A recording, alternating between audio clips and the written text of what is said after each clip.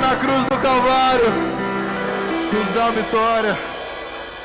O sangue que Ele derramou ali foi para que nós pudéssemos ter vida, e vida em abundância. Como é bom pertencer a um Deus de amor, a um Deus que nos ama.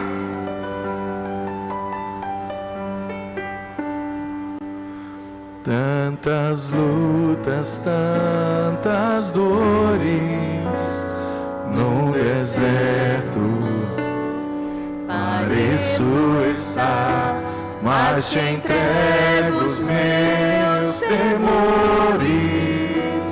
Sei que em ti, Senhor, posso confiar.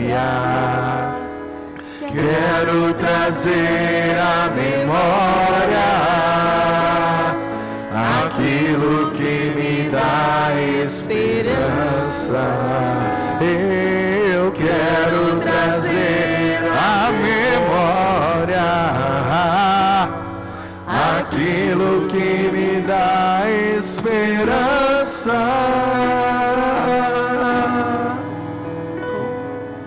Como é bom poder pertencer ao Deus de amor.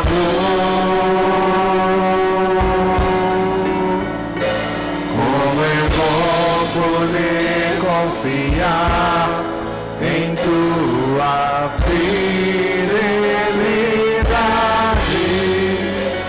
Eu descanso em ti. Eu espero em ti. Eu te adoro, Deus de amor.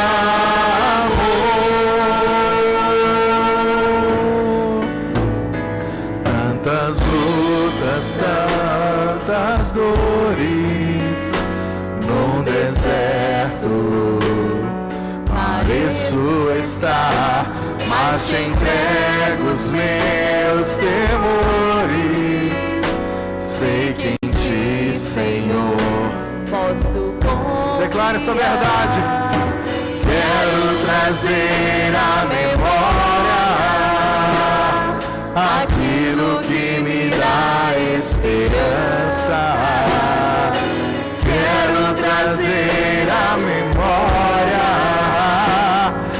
aquilo que me dá esperança.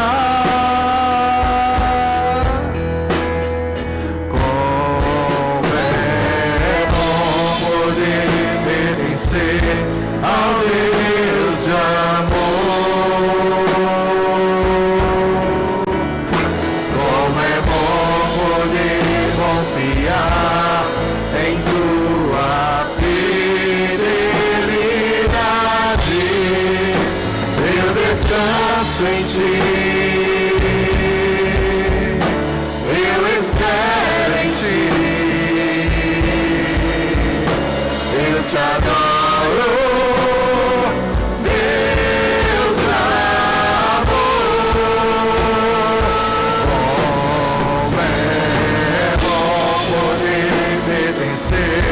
Ao Deus de amor,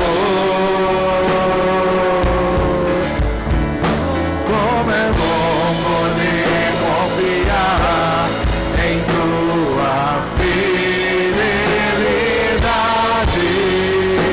Eu descanso em ti. Eu espero em ti. Eu te adoro.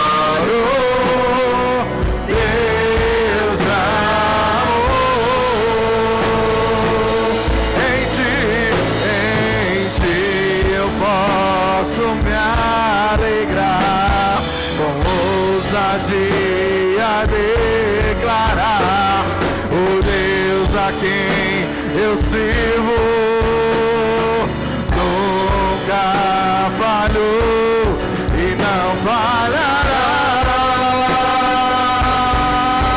não falhará.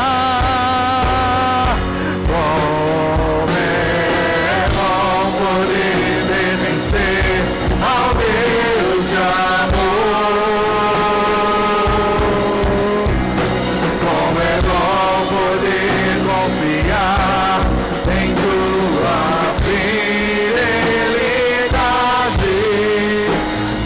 descanso em ti, eu espero em ti, eu te adoro, Deus de amor, eu descanso em ti, eu espero em ti.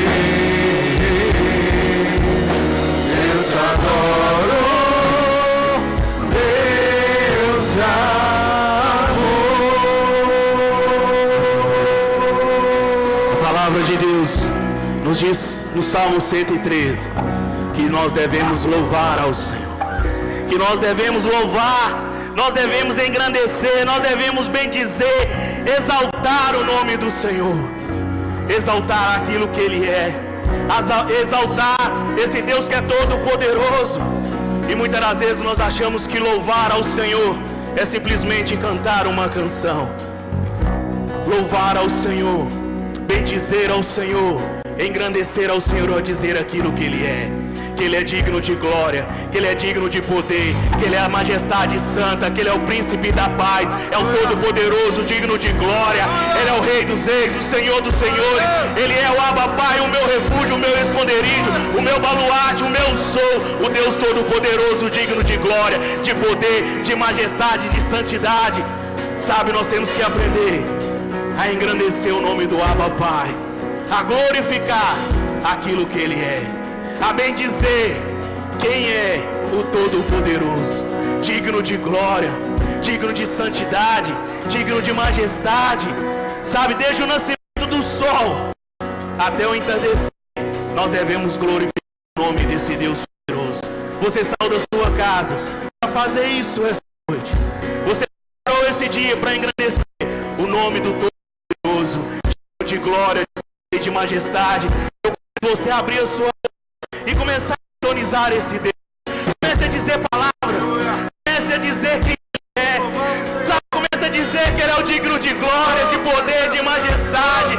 Ele é o todo-poderoso, Ele é o príncipe da paz, que Ele é o digno de glória, Ele é santo, Ele é bendito, Ele é o teu refúgio, Ele é teu baluarte, Ele é o teu digno de todo poder, toda glória, toda majestade. Ele é o príncipe da paz, é o teu refúgio, o teu sustento, o teu baluarte, é o Rei da glória, o príncipe da paz, o digno de todo louvor, de toda adoração. Ele é o El Shaddai, Ele é o seu Deus, o teu refúgio, o teu esconderijo. Abra sua boca e declara quem Ele é, quem é o seu Deus.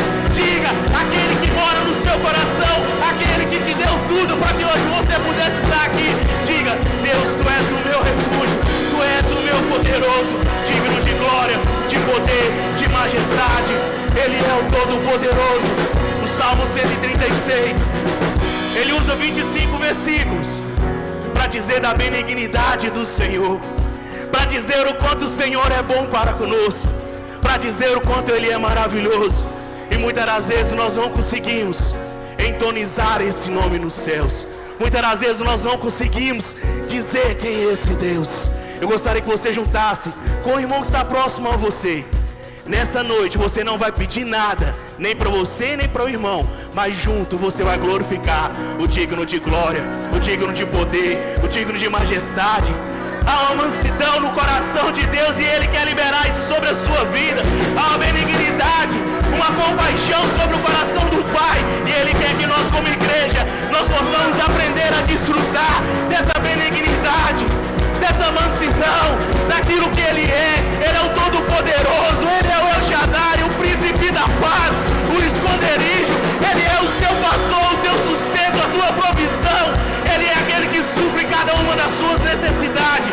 Ele é o digno de toda glória, Ele é o digno de toda glória. Ele é o poderoso, Ele é bendito, Ele é santo, Ele é maravilhoso. Ele é o príncipe da paz, o teu baluarte, o teu Deus que te sustenta em cada manhã, em cada manhã. Ele é todo poderoso. Em nome de Jesus, em nome de Jesus, nós bendizemos o teu nome, ó Pai. Nós bendizemos o teu nome, ó Pai. Nós bendizemos o teu nome, digno de glória. Sabe, irmãos, há algo que nós devemos aprender. a bendizer esse Deus Todo-Poderoso. Sabe, muitas das vezes nós perdemos porque nós temos medo de dizer. Medo de dizer quem Ele é. Aleluia.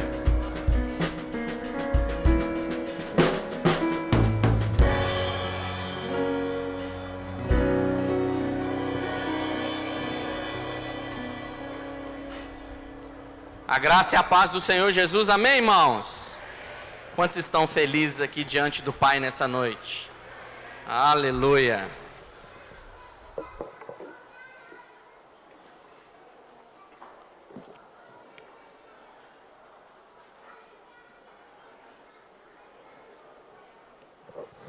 Gostaria de compartilhar uma palavra com os irmãos no momento de dízimos e ofertas, baseada numa pergunta. Pastor, o dízimo é da lei? Na realidade, irmãos, o dízimo, ele é antes da lei. Mas o dízimo também está na lei. Olha o que está escrito lá em Mateus. Mateus 23, versículo 23. Que diz assim: Ai de vós, escribas e fariseus, hipócritas, porque dais o dízimo da hortelã, do endro e do cominho, e tendes negligenciado os preceitos mais importantes da lei, a justiça, a misericórdia e a fé. Devíeis, porém, fazer essas coisas sem omitir aquelas. Vou dar um exemplo aqui para você entender como que nós nos relacionamos com a lei. No Velho Testamento, a obediência era a raiz. Então, se você vivesse lá na época do Velho Testamento da lei, como é que funcionava? A raiz era a obediência. Se você obedecesse, você então receberia algo por causa da sua obediência. Mas agora, graças a Deus, graça, misericórdia e a graça de Deus manifesta em Cristo Jesus, nós vivemos no tempo da graça, na dispensação da graça. Quer dizer que na graça, a obediência não é mais importante? Não. Quer dizer que na graça, a raiz agora é Cristo. E a obediência tornou-se o fruto. A obediência agora não é uma exigência. A obediência se torna um fruto daquele que entendeu a graça de Deus, manifesta em Cristo Jesus. Por exemplo, vou dar um exemplo aqui do casamento. Se o meu casamento for baseado na lei, como é que funciona? Eu vou falar para Sabrina. Sabrina, olha, vou te dar alguns mandamentos aqui. Você vai me amar de todo o seu coração. Segundo mandamento, você vai fazer comida para mim. Terceiro mandamento, você vai me beijar. Quarto mandamento, você vai dormir comigo. E aí eu me relaciono com a Sabrina, nosso casamento é baseado na lei. E eu pergunto para ela, Sabrina, você me ama? E ela diz, é claro que eu te amo. Por que que você me ama? Porque é o primeiro mandamento do nosso casamento. Sabrina, você faz comida para mim? Faço. Por que que você faz? Porque é o quarto mandamento da lei do nosso casamento. E aí, quando eu viajo, a Sabrina fala, graças a Deus esse homem viajou, porque eu não tenho que fazer comida para ele. Estão entendendo? Eu não vou ser feliz assim. Como é que eu vou ser feliz com uma pessoa que me obedece porque é um mandamento? Porque se não fosse, ela não faria. Ela não cozinharia para mim, ela não me beijaria, ela não dormiria comigo e ela nem me amaria. Mas o nosso casamento é baseado na graça de Deus. E aí, eu amo tanto a minha esposa, e eu me entrego por ela, como diz a Bíblia. Marido, amais a vossas esposas, como Cristo amou a igreja, e a si mesmo se entregou por ela. Então eu me entrego por ela. Eu amo tanto a minha esposa que eu entreguei a minha vida por ela. E ela foi conquistada por esse amor. E aí eu pergunto, Sabrina, você me ama? Ela fala, é claro que eu te amo. Por que você me ama? Como que eu não posso te amar, um homem que me ama tanto assim? Eu fui conquistada pelo amor que você tem por mim. Sabrina, você faz comida para mim? Como eu não posso fazer? Eu tento pensar em coisas para te agradar, porque eu fui conquistada por esse amor. Entende a diferença, irmãos? A lei, para você que vive agora no Novo Testamento, ela não é mais uma obrigação, ela não é mais uma raiz na sua vida. A lei se tornou agora um fruto. Você foi conquistado pelo amor do Senhor. Olha, às vezes para nós aceitamos. A mulher falar assim, não estou com vontade de lavar roupa. Ah, mas você vai lavar mesmo assim. Porque eu preciso de roupa limpa para trabalhar. Mas com Deus não é assim. Com Deus é dar com alegria. Com Deus você entrega o seu dízimo e as suas ofertas, não é porque é uma lei, mas é porque você tem prazer nisso. Porque você foi conquistado pelo amor dele. Você não adultera, não é porque você tem medo. Não, é porque você foi conquistado por Deus. Você obedece à lei, não é porque você fica lá, eu tenho que obedecer. Não, é porque isso se tornou prazeroso para você. Você agora quer arrumar alguma forma de agradar aquele que te amou tanto. Quantos me entendem? É assim que funciona com Deus. Obediência a Deus não é uma obrigação. Obediência a Deus é um fruto daquele que entendeu a graça desse Deus e foi conquistado por esse amor. O obreiro Erickson ministrou aqui na nossa oração, de nós louvarmos a grandeza do nosso Deus. Expressarmos isso através das nossas palavras. E enquanto eu estava exaltando a Deus, a majestade de Deus, o poder de Deus, a santidade de Deus, a glória de Deus, o Espírito Santo ministrou o meu coração. Como é que alguém tão grande, tão poderoso, tão cheio de poder, pôde escolher me amar? Quando você começa a exaltar a grandeza do seu Deus, não é que Deus está com baixa autoestima e Ele está aqui pedindo, me elogia aí para o meu ego ser alimentado. Não é isso. Porque quando você começa a exaltar o seu Deus, você começa a ver como é que um Deus desse tamanho, como é a canção lá das crianças, consegue me amar, consegue se entregar por mim. Aí quando você tem revelação disso, você é ainda mais atraído por esse Deus. Uma coisa é uma pessoa pequena falar que te ama. Outra coisa é uma pessoa que não precisa de maneira alguma de você. Para nada. Para nada. Mas ele fala, eu quero você. Eu quero você. Mas o senhor já tem tantos. O senhor tem anjos. O senhor tem milhares de filhos.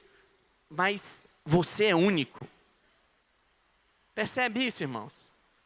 E aí você agora obedece a esse Deus, porque você foi conquistado pelo amor dele. Então o dízimo não se torna lei para você mais. O dízimo se torna apenas uma expressão de quem foi conquistado por Deus. Para Deus isso tem valor. Obrigação não tem valor. Amém? Queria que você ficasse de pé nessa noite. Nós vamos entregar os nossos dízimos e as nossas ofertas. Dá um envelope aí, por favor, Tiago. Pastor, como é que nós vamos fazer com relação ao nosso carnê? Os irmãos receberam aí o carnê. Quem não recebeu o carnê da construção do sítio e gostaria de pegar o seu carnê, você possa levantar uma de suas mãos para os servos poder te entregar. No carnê nós temos 6 folhas, referente a julho, agosto, setembro, outubro, novembro e dezembro.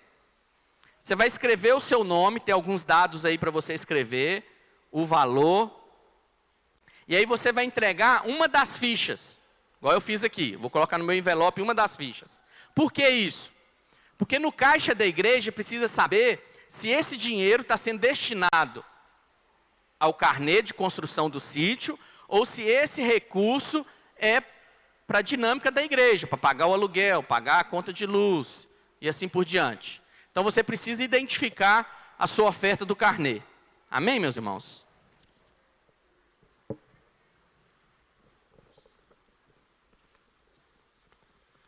Mesmo se você fizer transferência bancária, nós já tivemos aí durante a semana algumas transferências, você deve fazer a identificação no domingo. Levante aí o seu envelope de oferta. Pai, nós queremos consagrar as nossas ofertas ao Senhor nessa noite. Pai, de fato ofertamos ao Senhor, não como uma obrigação da lei, não como uma obediência ao mandamento, mas como uma expressão de quem entendeu o quanto fomos amados pelo Senhor. Pai, queremos ofertar e dizimar ao Senhor nessa noite, com esse entendimento, Pai, que mesmo não precisando de nada, nem precisando de nós mesmos, mesmo assim, o Senhor decidiu nos amar, o Senhor decidiu nos escolher, nos chamar. Pai, nós somos gratos ao Senhor pela oportunidade e pelo privilégio que o Senhor nos dá em demonstrarmos de alguma forma que fomos conquistados pelo Senhor. Receba a nossa oferta, Pai, como expressão do nosso amor pelo Senhor e pelo Teu amor por nós. Em o nome de Jesus, amém. Amém? Você pode trazer a sua oferta. Os irmãos que vão devolver os seus dízimos nessa noite, permaneça aqui à frente. Nós vamos orar com você, abençoar a sua vida.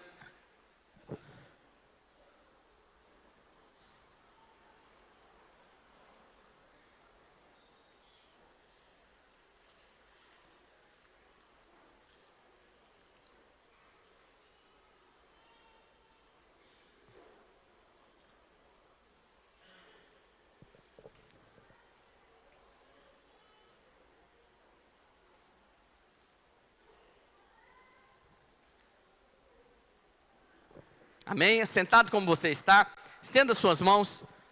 Vamos abençoar aqui a vida dos nossos dizimistas nessa noite. Pai, nós agradecemos ao Senhor, porque, ó Pai, de fato os meus irmãos entenderam a Tua palavra. Entenderam, Deus, o privilégio de ofertarem e dizimarem na Tua casa, para a edificação da Tua igreja. Pai, eu peço ao Senhor que conceda-lhes sabedoria. Sabedoria, Pai, para administrar os recursos que ainda estão disponíveis em Suas mãos. Mas também, ó Pai, como ministramos na semana passada, a respeito da Tua palavra, Pai, que eles possam ser recompensados. Não porque merecem, mas porque creem que o Senhor é galardoador daqueles que o buscam. Em o nome de Jesus, amém, Senhor. Amém, meus irmãos? Pode se assentar.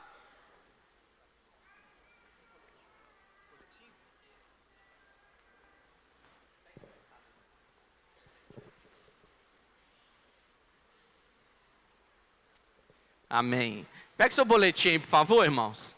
Vamos passar aqui algumas informações. Nós vamos ter a nossa capacitação de líderes, cujo tema é ampliando a visão. Vai acontecer nos dias 18, 19 e 20 de agosto. Como vai funcionar as inscrições? Como nós abrimos para as outras igrejas próximas aqui da região, nós já temos muitas inscrições feitas. Lá no sítio, nós temos em torno de 100 camas. Então, as 100 primeiras pessoas vão dormir na cama. Depois, nós temos mais 20 espaços para dormir no colchão, porque lá tem 120 colchões, para dormir no chão. Então, até 120 dá para dormir no quarto. Mas nós vamos estender isso para 150 pessoas. Então essas 30 que passarem, vão ter que dormir em barracas. Lá no sítio nós temos uma estrutura própria para camping, obrigado, com chuveiro elétrico, né, o lugar de você montar a barraca, mas o limite lá de estrutura física são 150 pessoas. Nós já temos em torno, o Obeiro Erickson, se não me engano, falou comigo de 80 inscrições feitas. 80. Então nós temos aí somente mais 40 para dormir nos quartos.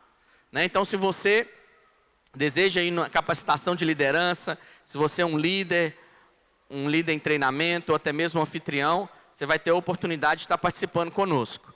Vai estar conosco nessa capacitação o pastor Rogério, que é o pastor que fundou, né, que abriu a nossa igreja videira aqui em Patinga. Hoje ele é pastor da igreja videira em Juiz de Fora.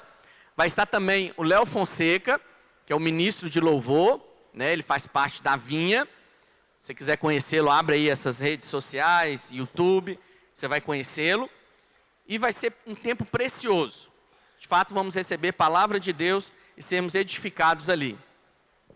No mês de setembro, nosso encontro com Deus, dia 15, 16 e 17 de setembro. Então você aí já pode estar convidando as pessoas da sua célula, já agendando isso aí com as pessoas, para poder estar conosco ali no nosso encontro com Deus. Esse mês de julho é um mês de férias da nossa escola. Nós temos aqui algumas, vamos dizer assim, estratégias de edificação da igreja. Uma é a escola da família. Nós temos os cursos de casais radicais, que é voltado para o casamento, criação de filhos e o curso de finanças. Tudo que você precisa na sua vida agora é de sabedoria. Sabedoria com o dinheiro, sabedoria para criar filho, sabedoria no casamento. E como é que você adquire sabedoria? Através da palavra de Deus. Então é importante você investir na sua vida para adquirir sabedoria. Quem é sábio, ele procura mais sabedoria. Aquele que é sábio, ele sabe que tem muita coisa para aprender. Então o que ele faz? Ele investe tempo, dinheiro, esforça-se, para quê? Para adquirir sabedoria. Quem é sábio, meus irmãos, ele gasta menos tempo. O tolo, talvez demore aí 10 anos para viver um casamento saudável. O sábio, já no primeiro ano de casamento, ele experimenta de vida abundante. Quem é tolo, ele espera os filhos errarem, para ele ver que está fazendo uma má semeadura na vida dos filhos. Quem é sábio, já semeia na vida dos filhos com sabedoria, para saber o que ele vai colher lá na frente.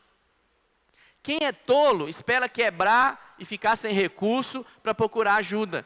Quem é sábio, procura renovar a mente, para não ter que passar pela, né, vamos dizer assim, pela quebradeira, pela falir, né? Fugiu a expressão aqui.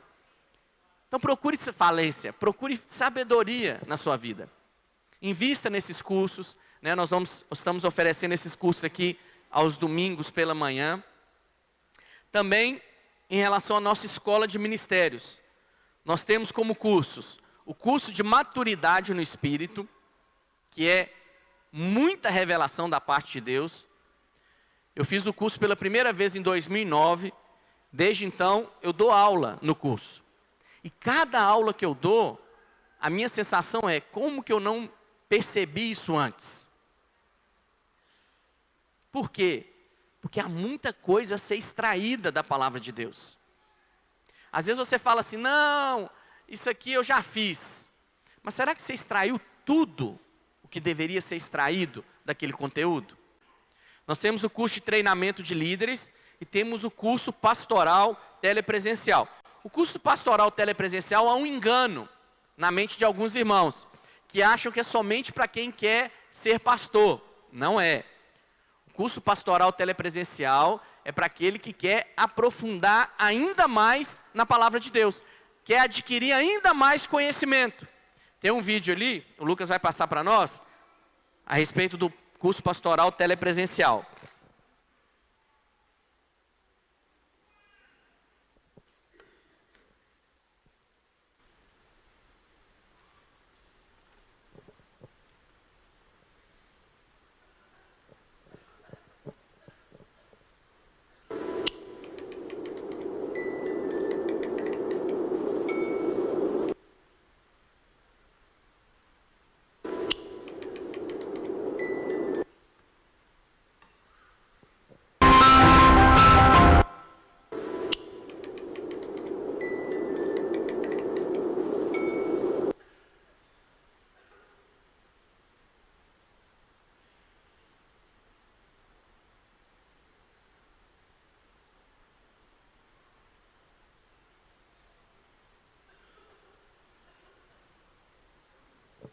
Dá não? Depois.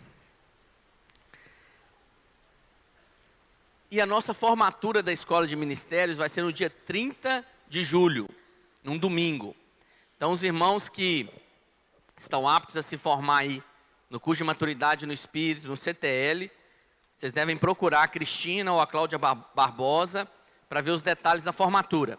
E hoje, após o culto, a Cristina vai estar fazendo as matrículas aí para a Escola de Ministérios, né, que realmente você possa se matricular. E eu ainda dou uma outra sugestão. Para você que já fez um desses cursos, mas você fala assim, pastor, eu acho que eu ainda não entendi direito tudo. Faz de novo. Faz de novo. Nós devemos fazer até que. Pastor, quantas vezes eu devo fazer? Você deve fazer até que você entenda tudo. Amém? Vamos ver o vídeo então?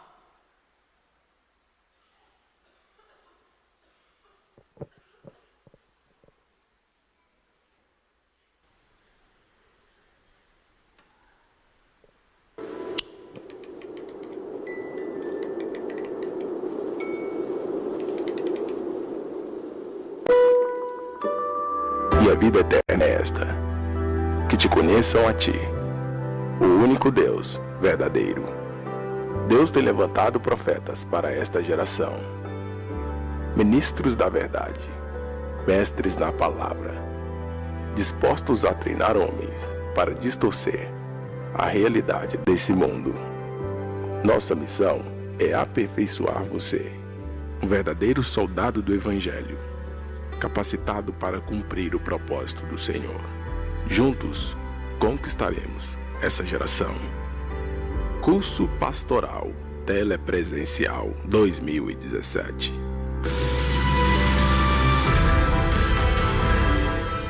Novo site e novo material em alta definição. Aulas com grandes mestres, à distância de um clique.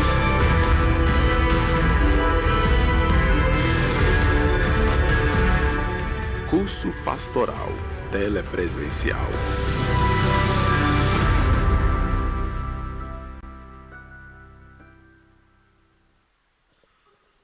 Aleluia. Irmãos, também eu gostaria de fazer uma sugestão para você. Esse ano nós estamos celebrando 500 anos da Reforma Protestante. E como videira e vinha, nós tivemos uma conferência internacional na Alemanha, em Berlim, para celebrarmos esses 500 anos da Reforma. Aconteceu na semana passada, quinta, sexta e sábado. Que você ouvisse essas palavras. Já estão disponíveis no YouTube. Você pode ir lá digitar Conferência Vine, V-I-N-E, Berlim 2017. Em especial, o pastor Luiz ministrou 2 palavras lá. Eu te sugiro a ouvir essas palavras. Uma palavra ele falou a respeito da reforma protestante e da contribuição que a reforma fez para a sociedade.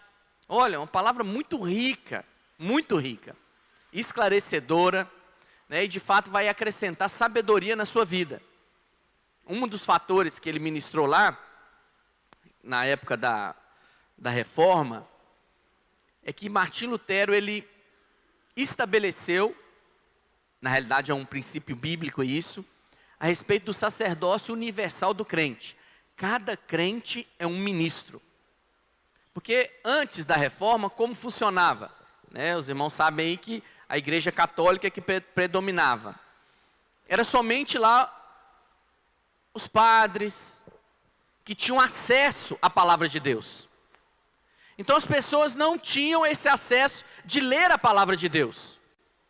E com a reforma protestante, a igreja viu e trouxe esses princípios de volta. Cada crente é um ministro. Cada crente pode ouvir da parte de Deus. Então o que eles fizeram? Você não tinha Bíblias disponíveis na linguagem das pessoas. Então houve uma tradução da Bíblia para vários idiomas. Tudo bem, traduziram a Bíblia. Então agora as pessoas poderiam ler a Bíblia. Mas você não tinha pessoas alfabetizadas. O que era somente ricos que tinham acesso ao conhecimento. Então o que a igreja fez? Começou a alfabetizar as pessoas. Mas alfabetizá-las por quê? Para que elas pudessem ler a palavra de Deus. Naquela época da reforma, com a alfabetização das pessoas, o analfabetismo foi a 0% na Europa. Por causa de quê? Por causa da igreja. Então as igrejas começaram a abrir escolas para alfabetizar as pessoas para lerem a Bíblia. Mulheres também eram alfabetizadas. Vê que tremenda essa contribuição? Essa mentalidade que é bíblica, de que cada crente é um ministro, é a base da democracia. Hoje nós votamos, escuta, países muçulmanos, as pessoas não têm liberdade. Por que nos países cristãos nós temos liberdade? Porque a palavra de Deus enfatiza, cada crente é um ministro. Cada um de nós podemos ouvir de Deus. Então eu sugiro que você ouça, vai edificar a sua vida cristã, mas também vai trazer conhecimento histórico para você. Um embasamento, até mesmo para você debater, né, com os chamados aí intelectuais. Hoje eu gostaria de ministrar uma palavra ao seu coração para trazer fé. Fala assim comigo, fé vem pelo ouvir e ouvir a palavra de Cristo. Como é importante você ouvir a palavra de Cristo. Pastor, fé não veio ao meu coração de ouvir a Bíblia. Olha, a Bíblia ela vai de Gênesis a Apocalipse. Mas se você ouvir uma pregação a respeito da lei, por exemplo, lá em Levítico, e não for uma pregação com entendimento da nova aliança, o seu coração vai encher de condenação. E aí então o que você vai sair? Em vez de sair abastecido com fé, você vai sair abastecido de incredulidade. Então por que a fé vem pelo ouvir e ouvir a palavra de Cristo? A palavra de Cristo é a nova aliança. Cristo veio, morreu pelos meus pecados, pagou a dívida que pesava contra mim, rasgou esse escrito de dívida e agora eu sou considerado justo aos olhos de Deus. Então quando você ouve essa palavra, o seu coração se enche de fé. E olha, fé é a única coisa que Deus requer de você. É preciso que você acredite. E você só consegue ter fé renovando a sua mente. A Bíblia tem várias promessas para as nossas vidas. A parte de Deus é dar. É Deus prometer. Você pode olhar na palavra de Deus, tem milhares e milhares de promessas. A resposta que nós temos que dar, a nossa parte é acreditar. Ontem eu estava ministrando aqui com os irmãos dos empreendedores radicais a respeito disso. Por que alguns filhos de Deus não experimentam das promessas de Deus se tornando realidade em suas vidas? Porque não creem. Não é porque é promessa de Deus que ela vai se cumprir na sua vida. A promessa de Deus, Deus é fiel para cumprir a promessa dele. Mas é preciso que você creia. Que você se aproprie. Fala assim comigo, a promessa, fala assim comigo, a parte de Deus é dar. A minha parte é apropriar. Então, por exemplo, Deus prometeu ao povo de Israel que tiraria o povo do cativeiro do Egito e conduziria esse povo para uma terra que mana leite e mel. É uma promessa de Deus. Deus tirou. O povo de Israel não teve que fazer nada. Eles eram escravos, não tiveram que pegar em armas, não tiveram que lutar contra os egípcios, nada.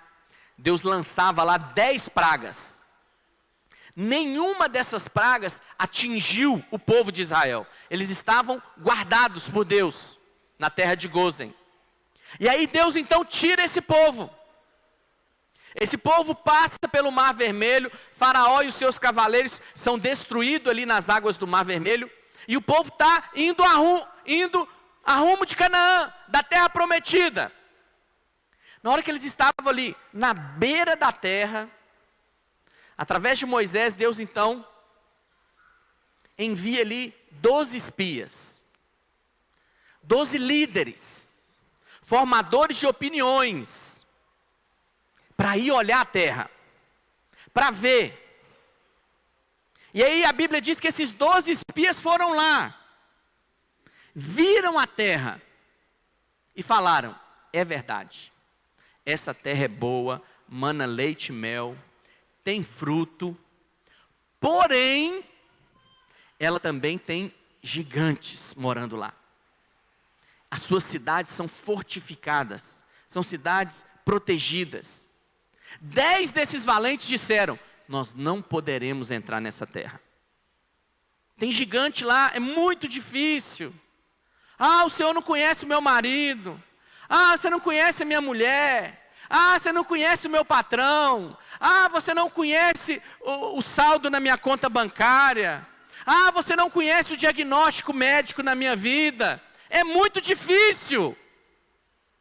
Mas a Bíblia diz que 2 espias, Josué e Caleb, falaram: olha, realmente lá tem gigante. Lá tem, as cidades são fortificadas. Porém, se Deus nos der essa terra vai ser nossa. Olha a diferença. O homem de fé não é um homem que é alienado, que nega. Não, está escrito aqui, eu tenho um tumor. Não, isso aqui não está escrito. Não, eu estou sentindo uma dor. Não, não estou sentindo dor. Não é isso. O homem de fé, ele diz: tem o diagnóstico, tem a dificuldade, mas eu creio que se Deus prometeu, Ele é fiel para cumprir. Esse recebe. A Bíblia diz que Josué e Caleb então agradaram o coração de Deus, porque eles creram na promessa de Deus. Eles não negaram que seria difícil. Eles não negaram que não tinha gigante morando lá. Eles não negaram que as cidades eram fortificadas. Mas eles disseram: se Deus se agradar de nós, essa terra vai ser nossa. E a Bíblia diz então que Deus fala com Moisés e fala para o povo: olha, ninguém de vocês, exceto Josué e Caleb, acima dos 20 anos, vai entrar na terra. Todos vocês vão ser consumidos nesse deserto. E assim como vocês falaram, assim será. Porque o povo estava murmurando. Olha que tremendo isso. Do jeito que você falou, é do jeito que vai ser. Deus falou: eu vou concordar com vocês. Josué e Caleb deram a resposta certa. Por que eles tinham que ficar mais 38 anos no deserto? Mas a Bíblia diz que Josué e Caleb permaneceram fiéis 38 anos, até Caleb e Josué virem a promessa se cumprir na vida deles. E aí quando Caleb vem para Josué, depois desses 38 anos, Caleb fala: Josué, Deus me prometeu aquela terra. E com a mesma... Então Caleb já estava com 85 anos. E tal qual era a minha força há 40 anos atrás, é a mesma força que eu tenho hoje para entrar na promessa de Deus para a minha vida. Tal qual era a minha fé que Deus me daria, tal é a minha fé 38 anos depois que Deus vai me dar. Ele perseverou. Mas muitos de nós conhecemos as promessas de Deus. Perseveramos 1 ano, 2 anos, 3 anos, e às vezes desistimos no meio do caminho. Eu creio que Caleb ouviu Deus falando: ninguém acima dos 20 anos vai entrar na terra, a não ser Josué e Caleb. Então Caleb ficava lá, vivendo a sua vida, crendo na promessa de Deus. Chegava uma notícia: Caleb, sabe o João? morreu. Graças a Deus. Menos um. Minha promessa está chegando. Porque ele sabia que quanto mais pessoas da idade dele morressem, mais perto estava a promessa. Não podia sobrar ninguém. Caleb, fulano de tal está na beira da morte. Está chegando o meu dia. E vai um a um, morrendo pelo meio do caminho. E aí Caleb olha e fala, olha, só sobrou Josué. Aleluia, chegou o dia. O homem de fé, ele escuta notícias ruins, mas ele tem um outro olhar. Ele tem um olhar profético. A promessa de Deus está se aproximando para cumprir na minha vida. Ele não perde a fé. Ele persevera na fé. E olha, tem muita coisa para Deus fazer nas nossas vidas e através das nossas vidas. Mas é preciso que nós creiamos. Por que eu estou dando essa introdução para você? Porque a palavra de hoje nós vamos falar a respeito de promessa de Deus. Promessa de Deus. Irmãos, eu sei que às vezes parece simples de entender, mas às vezes não é simples de você fazer a conexão. O que eu chamo de conexão? É você ouvir a palavra de Deus e conectar ela com a sua vida. Conectar ela no relacionamento com o filho, com o cônjuge, com o dinheiro, com a escola, com o trabalho. Aí muitas pessoas ouvem a palavra de Deus, entendem a palavra de Deus, mas na hora que está vivendo o dia a dia, não conseguem conectar aquilo. Não conseguem conectar aquilo. Então, por exemplo, eu falei para os irmãos de Caleb. Caleb está lá, passaram-se 5 anos. Aí chega uma notícia até Caleb. Caleb, olha Caleb, você não sabe o que aconteceu, Caleb. Morreram 200 pessoas num dia só. Caleb recebe aquela informação e pensa, de quantos anos eram? Porque Caleb fazia conexão com a promessa de Deus. Você está orando, está esperando uma promessa de Deus se cumprir na sua vida. Qualquer notícia que chegar, você tem que fazer a conexão. Qualquer notícia, qualquer coisa que acontecer na sua vida, você tem que trazer para uma conexão. Qualquer palavra que você tenha ouvido aqui nesse prédio, você tem que fazer uma conexão com a sua vida. Interessante que às vezes nós conversamos com os irmãos durante a semana, os irmãos falam algumas coisas, eu pergunto, mas você não ouviu a palavra? Ouvi. Então.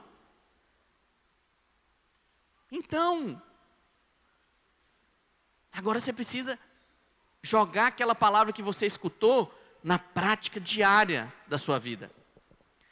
E a palavra de hoje diz assim, se Deus é por nós, quem será contra nós? Vamos falar bem forte, que é um versículo da palavra. Fala assim, se Deus é por mim, quem será contra mim?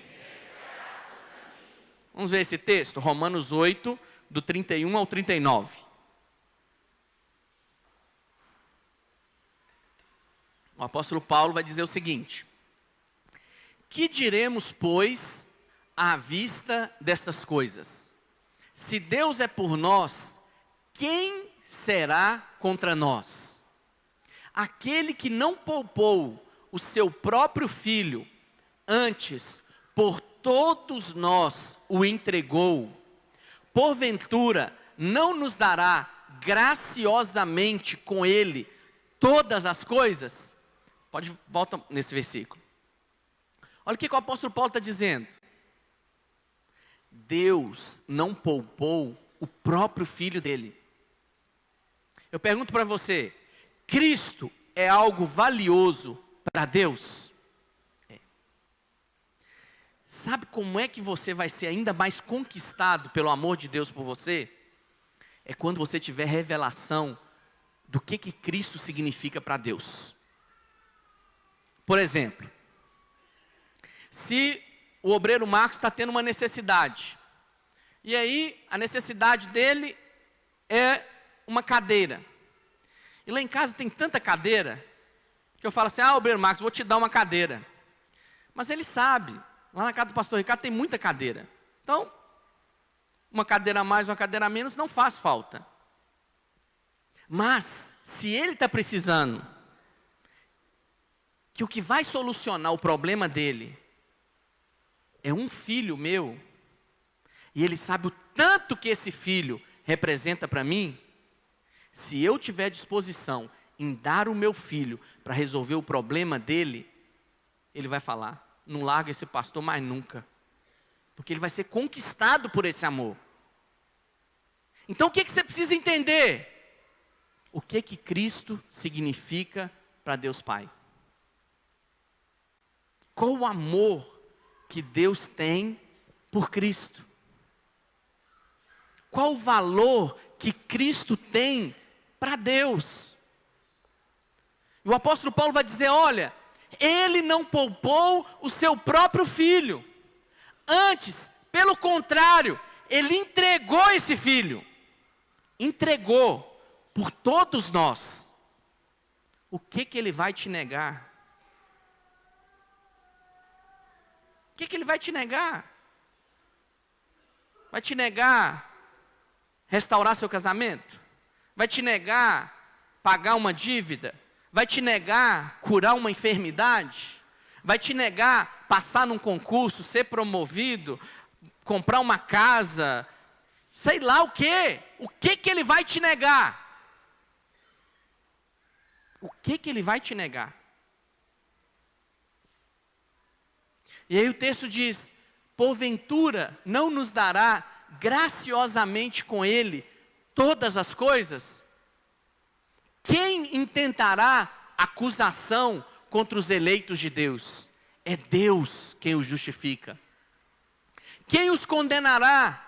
É Cristo Jesus quem morreu, ou antes, quem ressuscitou, o qual está à direita de Deus e também intercede por nós. Quem nos separará do amor de Cristo? Será a tribulação, ou a angústia, ou a perseguição, ou a fome, ou a nudez, ou o perigo, ou a espada? Como está escrito, por amor de ti, somos entregues à morte o dia todo. Fomos considerados como ovelhas para o matadouro. Em todas essas coisas, porém, somos o que, meus irmãos? Mais do que vencedores, por meio daquele que nos amou. Porque eu estou bem certo, estou convicto disso, de que nem a morte, nem a vida, nem os anjos, nem os principados, nem as coisas do presente, nem do porvir, nem os poderes, nem a altura, nem a profundidade, nem qualquer outra criatura poderá separar-nos do amor de Deus que está em Cristo Jesus, nosso Senhor. É um versículo que você conhece, mas são versículos de princípios tão profundos e preciosos, que você precisa de mais revelação deles. A Bíblia diz que Jesus veio revelar um novo nome de Deus. No Velho Testamento, as pessoas nem pronunciavam o nome Deus. Que com o passar dos anos, não sabiam mais como pronunciar esse nome. Chamar Deus de Pai também era algo que não existia, nem passava na mentalidade daquelas pessoas. Mas a Bíblia diz, lá em João 17, que Jesus veio revelar o novo nome de Deus, Pai, Abba. Fala assim comigo, Deus é o meu Pai. Olha, você precisa falar mais essa expressão Pai, Pai, Pai. Para isso poder gerar dentro de você uma revelação da paternidade de Deus sobre a sua vida. Quando você entende que alguém é seu pai, você entende os benefícios que está por trás disso. Todo aquele que tem um pai, ele tem uma herança desse pai. Ele tem direito a tudo aquilo que esse pai tem. Não importa se ele mora com esse pai ou não mora. Não importa se ele não conversa com esse pai todo mês ou não. Não importa. Ele é filho, ele é herdeiro, ele tem direito à herança. Então, quando você entende esse novo nome que Jesus veio revelar, o nome de Deus como Pai, você entende que tem um Pai que está cuidando de você e que você tem direito a uma herança. Herança são coisas boas. Herança quer dizer favor. Porque herança você não precisa trabalhar para tê-la. A herança simplesmente vem fruto da sua filiação. De quem que você é filho? Não sei se um mês atrás, eu estava conversando aqui com um irmão da igreja. E aí o irmão, falando comigo, algumas questões lá da célula dele. E aí no meio do assunto ele falou algo relacionado ao trabalho dele, um desejo que ele tem no trabalho. E eu falei assim, por que você não pede para o seu pai? Aí ele olhou, poderia pedir mesmo. E nós oramos naquele dia por isso.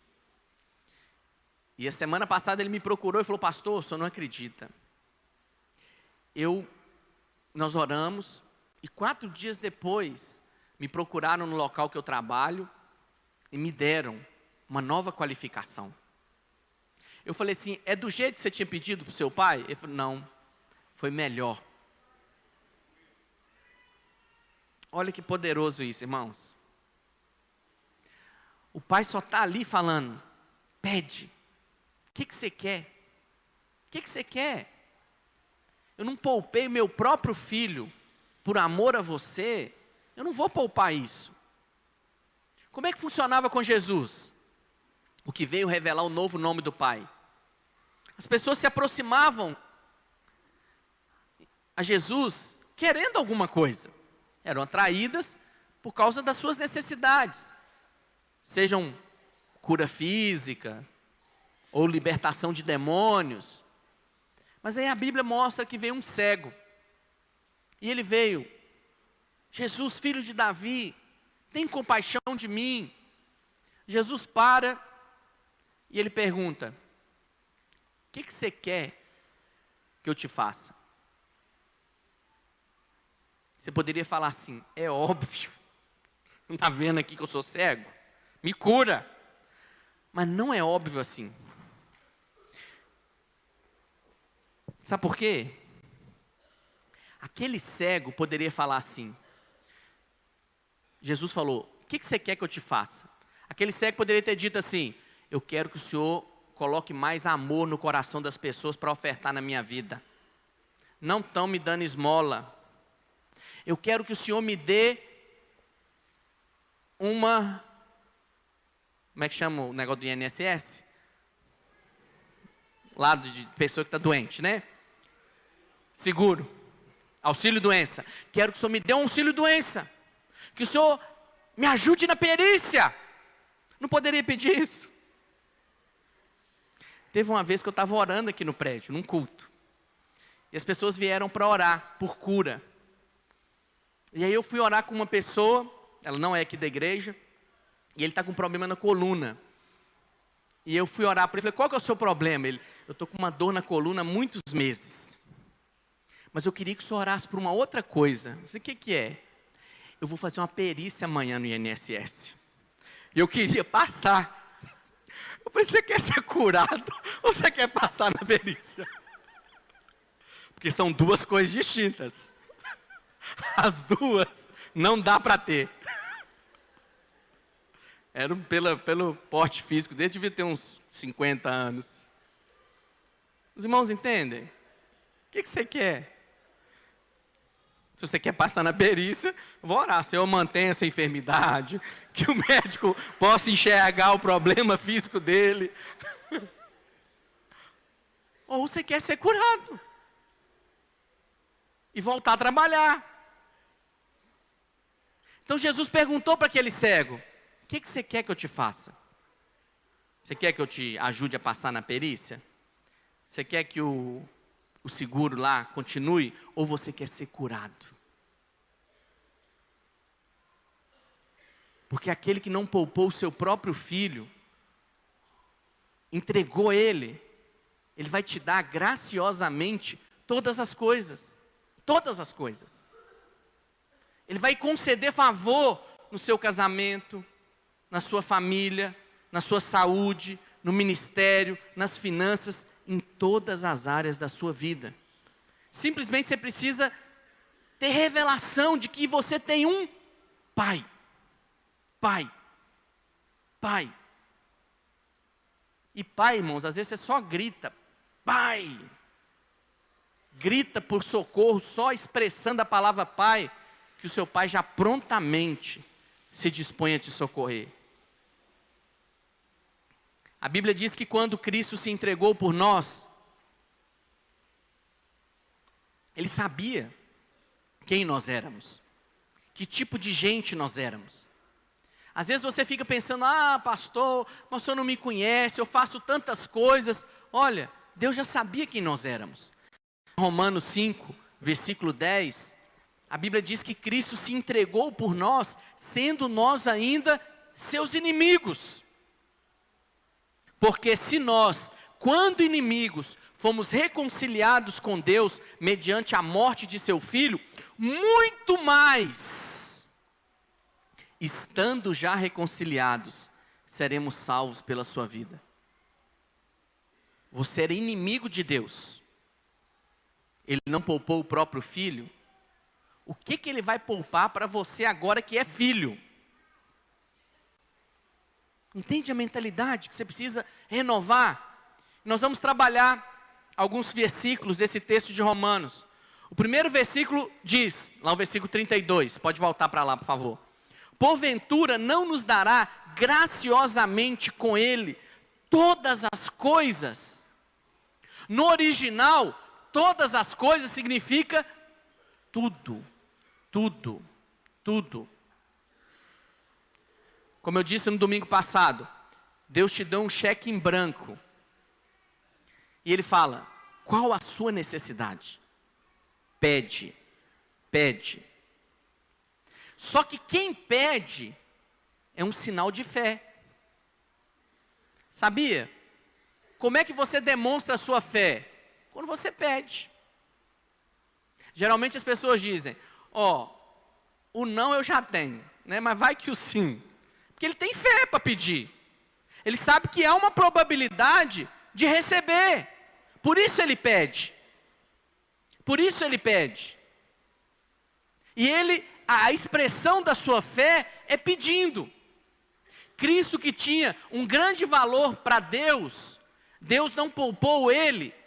Olha, será que ele vai te negar um milagre na sua vida financeira? Será que ele vai te negar uma restauração do seu casamento? Será que ele vai te negar uma cura para a sua enfermidade? Será que ele vai negar a restauração lá do seu filho, seja lá quem for da sua família? Não vai, não vai. E a prova que você pode basear isso é na cruz.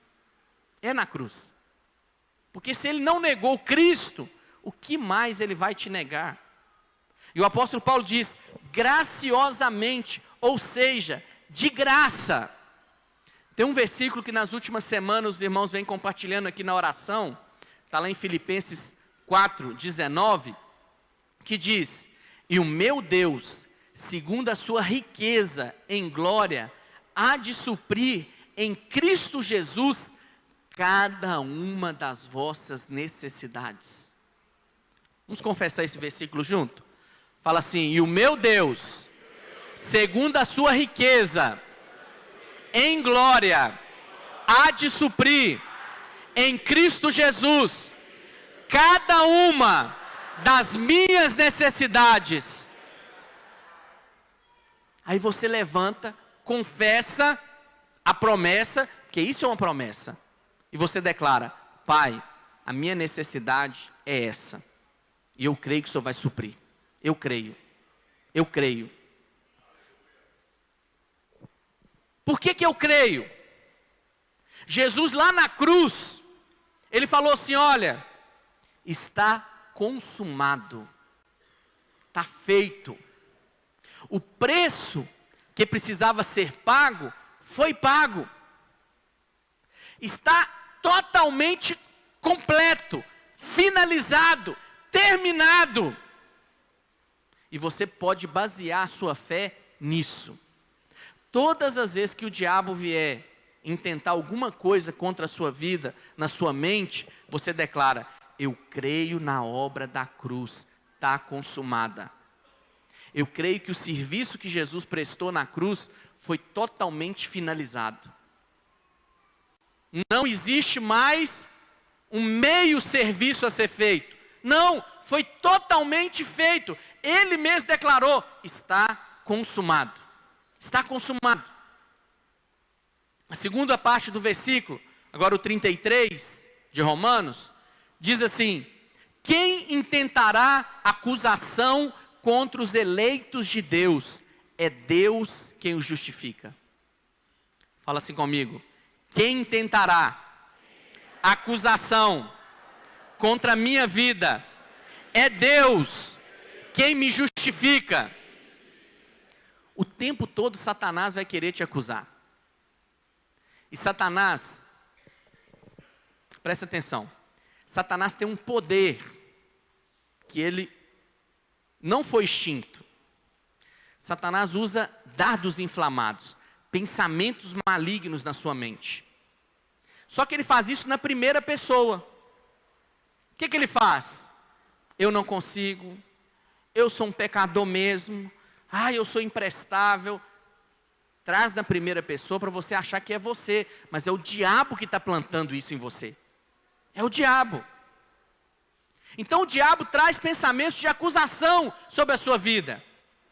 Mas o que você precisa se lembrar? Deus é quem me justifica. Ele me justifica não é me defendendo no sentido de: olha como é que ele frequenta a igreja todo domingo. Não. Ele me justificou através da obra consumada de Cristo Jesus.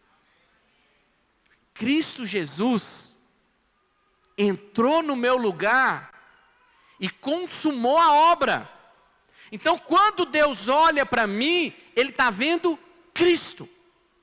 Ele não está me vendo, porque eu fui justificado. O que Satanás faz conosco ao tempo todo? Você não é santo. Olha aí o que você pensa. Olha aí o que você fala. Você acabou de perder a paciência aí no seu casamento. Que vergonha, olha o que você falou. O tempo todo trazendo condenação. Condenação. Mas o que é que Deus diz para nós? Você é santo. Você é justo. Você é o meu filho amado e eu tenho prazer em você. Porque Deus está te vendo em Cristo.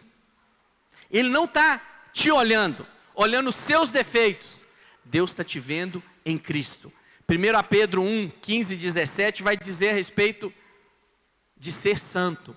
A palavra santidade quer dizer consagração. É aquele que é separado. A Bíblia diz que nós já somos santos. Você já é santo. Por que você é santo? Porque você foi inserido no santo, que é Cristo.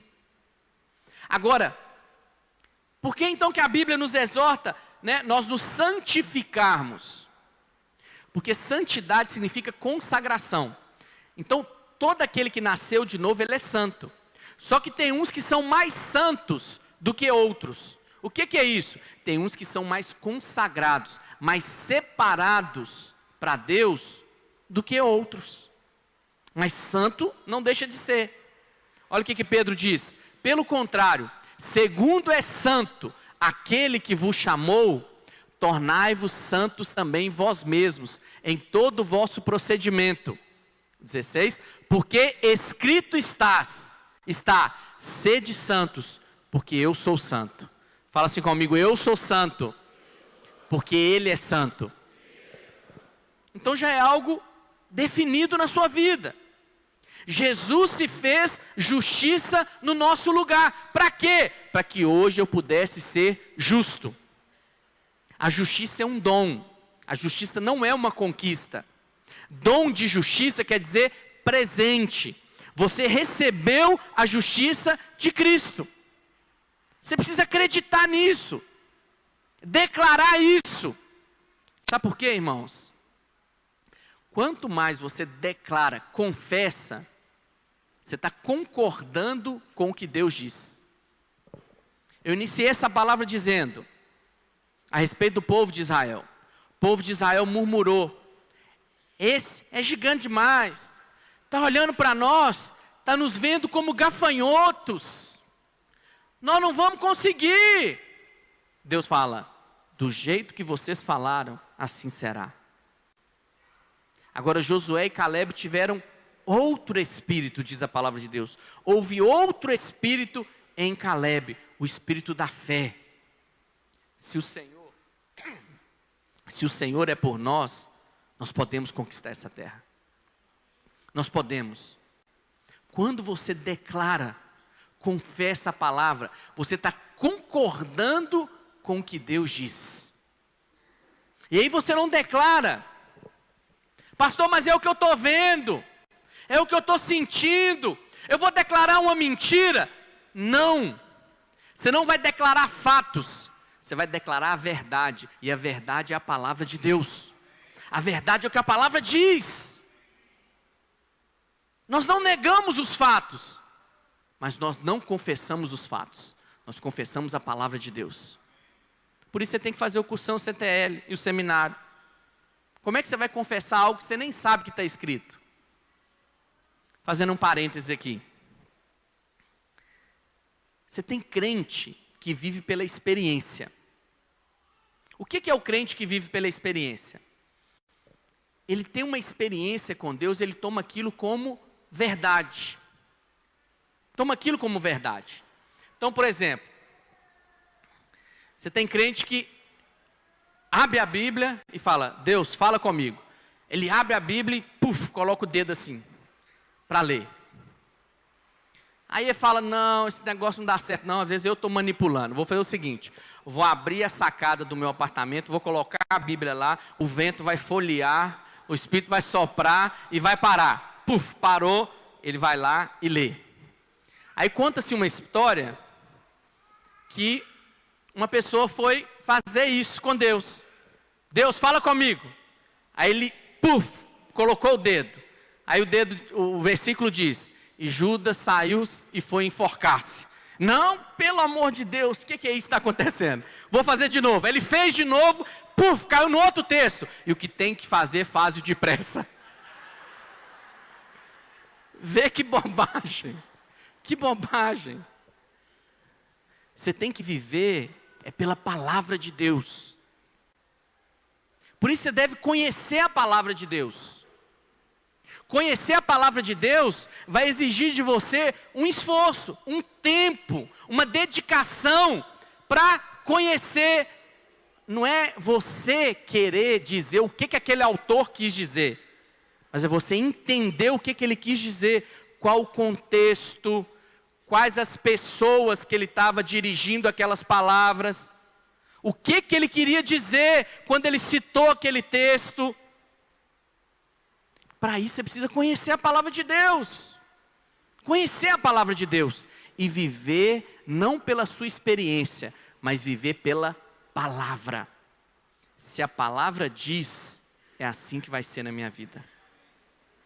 E aí você vai confessar a palavra, não confessar os fatos, não confessar os seus sentimentos, as suas emoções, os seus pensamentos, mas confessar a palavra de Deus. Se Deus é por mim, quem será contra mim? Ele não poupou o seu próprio filho, antes o entregou. Não me dará graciosamente com Cristo todas as coisas? Todas as coisas. E o meu Deus, segundo a sua riqueza em glória, há de suprir em Cristo Jesus todas as minhas necessidades. Você precisa aprender para fazer uma confissão, para concordar com Deus. Irmãos, 2 Coríntios 5, 21, falando a respeito da justiça que nós temos em Cristo Jesus, diz assim: aquele que não conheceu o pecado. Está falando de Cristo. Ele o fez pecado por nós, para que nele fôssemos feito justiça de Deus. Por que ele se fez pecado? Para que eu, que cometi os pecados, fosse considerado justo. Quem sabe que é justo, ele se aproxima com ousadia diante do trono da graça. Ele sabe que o favor do Pai sobre a vida dele é ilimitado. Então ele é ousado para pedir. Porque ele chega diante de Deus não confiado em si mesmo, não confiado naquilo que ele faz, mas ele chega diante do Pai confiado na justiça que recebeu gratuitamente de Cristo. De Cristo. Eu creio, eu fui justificado através da obra de Cristo. Ah, mas você pecou. Ah, você pensou isso. Ah, você fez isso. Não foi pela minha justiça. É pela justiça de Cristo. O apóstolo Paulo diz, assim como você recebeu a Cristo, pela fé, de graça, assim andai nele, permanecei nele. Então você foi salvo mediante a graça. Continue andando na graça. Continue caminhando, se relacionando com Deus na justiça dele, na obra dele. Romanos 3:24 diz, justificados gratuitamente por sua graça, mediante a redenção que há em Cristo Jesus. Fala assim comigo, eu fui declarado justo por causa da redenção de Jesus na cruz. Romanos 5:17 diz, se pela ofensa de um e por meio de um só reinou a morte, muito mais os que recebem a abundância da graça e o dom da justiça reinarão em vida por meio de um só, a saber, Jesus Cristo.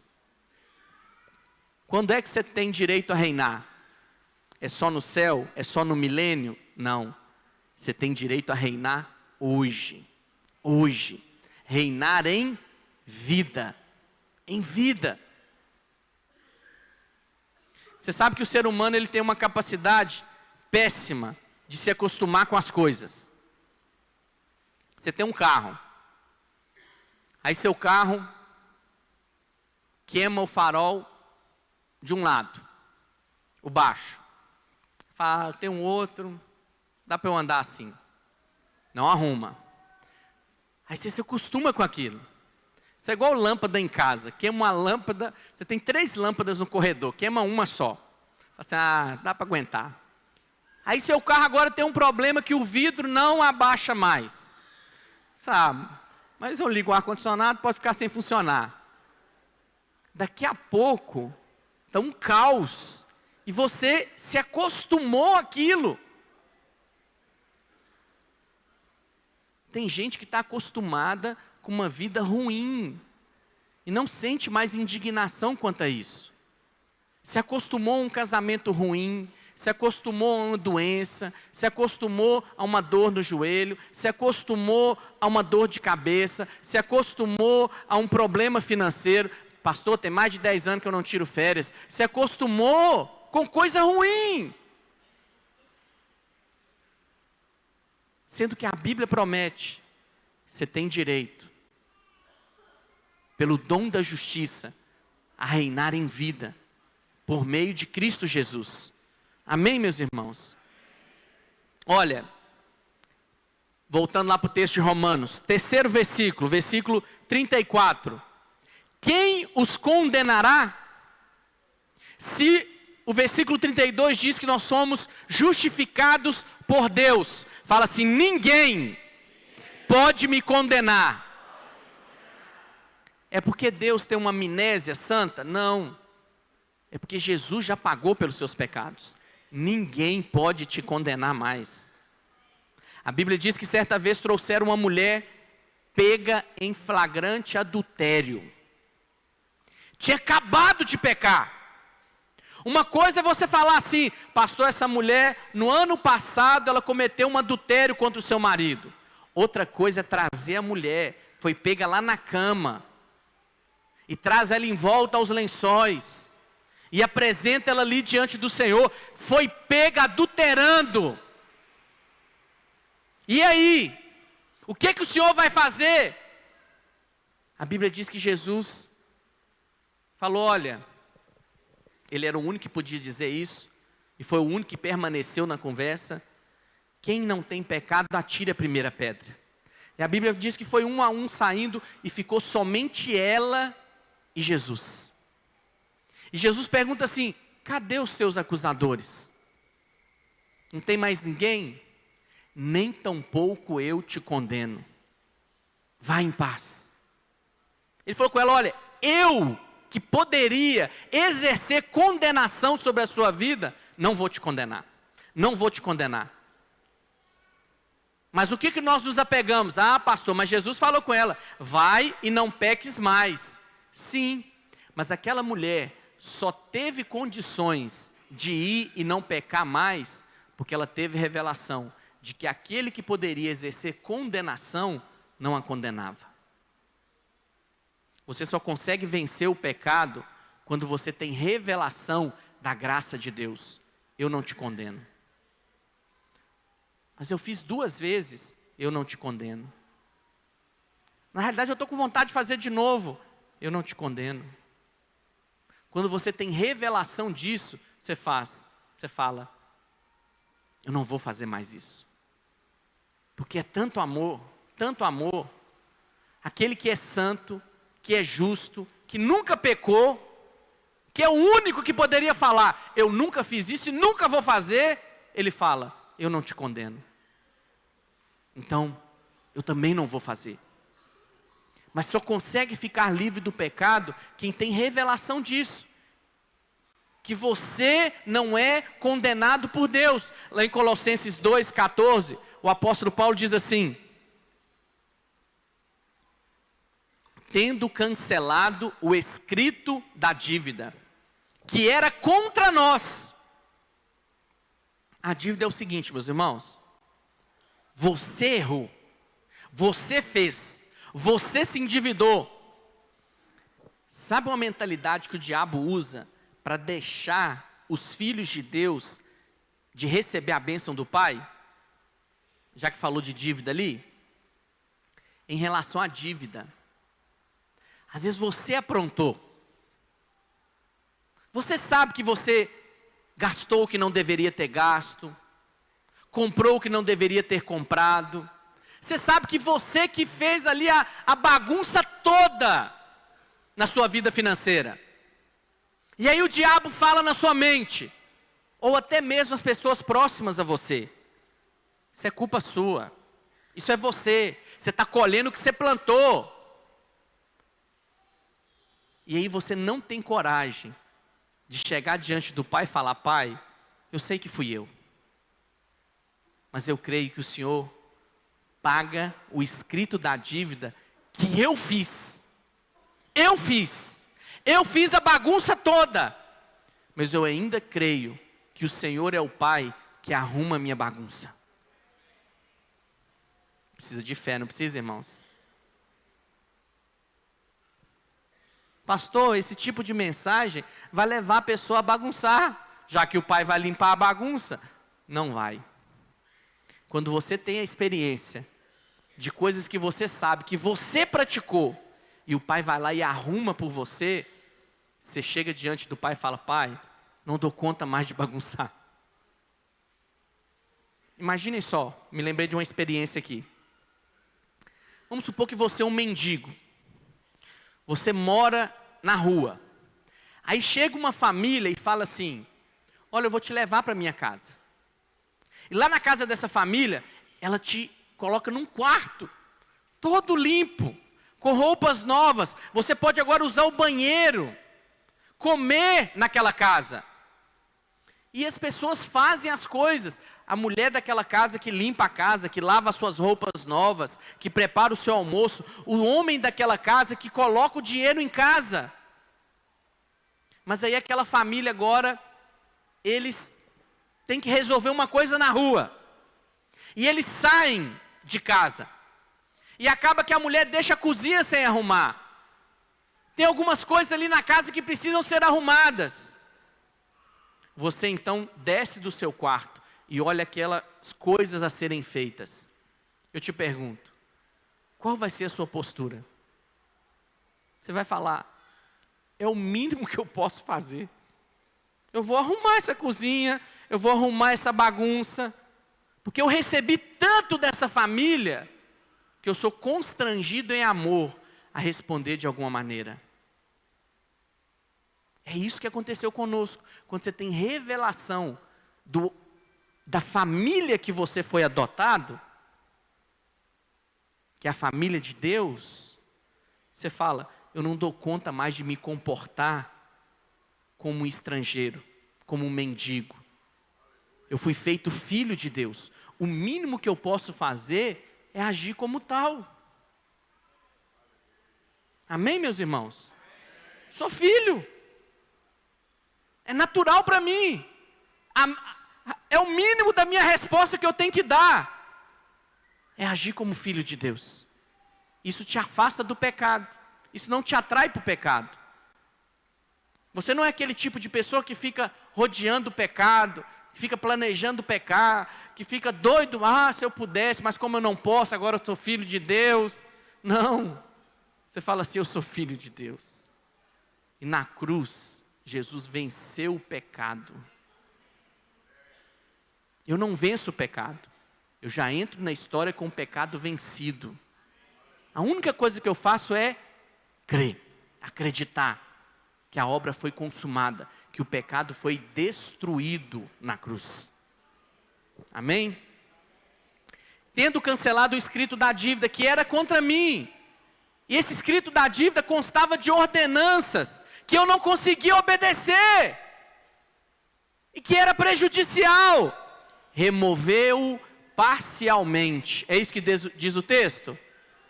Removeu inteiramente, 100%, não tem mais dívida nenhuma. Mas e agora?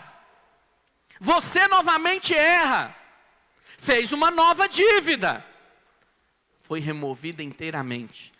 Um raciocínio lógico. Quando Jesus morreu, não tinha nem menção que você ia nascer. Morreu há mais de 2000 anos. Você não tinha cometido nenhum pecado. O escrito da dívida dos seus pecados, de 0 anos a 100 anos, sei lá quanto tempo você vai viver, foi totalmente pago. Totalmente pago. Todo o seu pecado foi pago. A dívida de 5 anos, 6 anos, 7 anos, 90 anos, está paga. Agora eu te pergunto, se eu tenho revelação de que os pecados que eu vier a cometer com 80 anos de idade, já está pago a dívida dele, isso vai gerar em mim desejo para cometê-los? Muito pelo contrário, vai gerar em mim revelação de que eu não tenho necessidade de cometê-los. Porque em Cristo eu já fui livre do poder do pecado.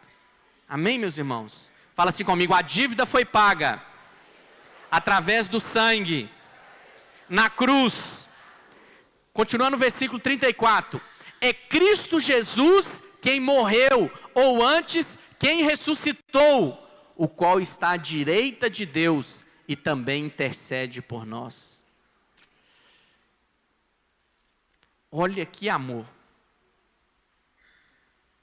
Ele morreu, deu a vida por causa dos meus erros. A dívida era minha, ele pagou a dívida. Ele ainda fala, vou sentar do lado do Pai e vou estar intercedendo pela sua vida. Todas as vezes que o diabo vier para te condenar, eu vou interceder. Pai, eu já paguei o preço por eles. Já paguei. Essa dívida já foi paga, Pai. Eles estão em mim. Eles estão, como diz lá o texto de Efésios, assentados comigo. Olha o que diz Efésios 1, 20 ao 22. a respeito de onde Jesus está hoje.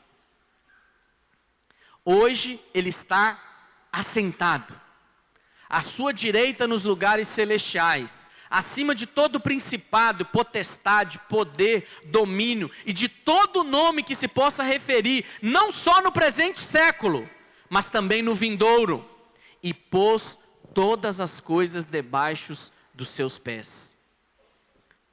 Cristo está acima de qualquer poder que você possa imaginar, principado, potestade, poder, domínio, qualquer nome, não só nesse século, mas no vindouro também. E nós estamos em Cristo, nessa mesma posição. Às vezes tem pessoas que querem atribuir poder ao diabo. Atribua poder a Cristo. E tenha a revelação da posição que você ocupa. Você está em Cristo, acima de todo poder. E é dessa posição, pastor, eu estou sentado aqui na cadeira, nessa avenida, Simão Bolivar 34. Não! Você pode estar sentado aqui, mas em fé você crê, eu estou assentado com Cristo, nas regiões celestiais. É dessa posição que eu vivo. Eu não vivo da posição, né? Eu escutei um pastor falando, posição de galinha, que só fica olhando para baixo. Eu vivo na posição que eu estou assentado com Cristo. Ah, mas o diabo tem poder. Ah, mas você, cuidado com o diabo. Você vai servir a Deus, o diabo fica furioso. Não. Você está assentado com Cristo. E o mesmo poder que Cristo tem, Ele também te concedeu. Ele mesmo disse, uma promessa: você vai fazer coisas ainda maiores do que eu fiz. Apenas creia. Amém, irmãos? Mas, continuando o texto de Romanos 8 aí, lembre-se que mesmo sendo tão amados, nós podemos passar por provações. E aí o texto de Romanos vai dizer, olha, você pode vir a passar por algumas provações, angústia, tribulação, fome, nudez, perseguição, perigo, espada. Você pode ter problemas na sua vida. Problemas podem vir, como diz o texto de João 16:33. Jesus falando, essas coisas vos tenho dito para que tenhais paz em mim. No mundo passais por aflições, mas tende bom ânimo, eu venci o mundo. Você pode ter problema, mas mesmo diante dos problemas, você pode ter uma atitude diferente. Você pode olhar para a adversidade e pode declarar a palavra de Deus. Mesmo esses problemas que eu esteja vivendo, eu creio que Deus é o meu Pai e que me ama. E Ele me ama, Ele está arrumando alguma maneira de me abençoar. E eu não passo debaixo desses problemas, eu passo acima deles, porque eu estou com Cristo, assentado nas regiões celestiais. Olha, muda totalmente a maneira de você passar por um problema. Você pode passar por uma enfermidade, crendo e permanecer crendo na cura de Deus, ou você pode passar por essa enfermidade sofrendo, penando. Você pode passar por um problema financeiro, crendo na provisão de Deus sobre a sua vida, permanecendo nessa posição, ou você pode ficar sofrendo, passando a noite acordado, tomando Rivotril. Você pode estar passando uma dificuldade nos seus relacionamentos familiares, crendo que Deus não vai te negar graciosamente nada, ou você pode passar por esses problemas sofrendo, sofrendo, sofrendo e sofrendo. Decida crer, crer. E para nós finalizarmos, queria chamar aqui os irmãos do louvor. A vontade de Deus, irmãos, é que você experimente em cada dia de vida abundante. No versículo 37 de Romanos 8, o apóstolo Paulo diz: em todas estas coisas, porém, somos mais do que vencedores, por meio daquele que nos amou. Fala assim comigo: em todas essas coisas, eu sou mais do que vencedor, por meio daquele que me amou. Você é filho. Você não é qualquer pessoa. Você também não é qualquer filho. Você é filho amado.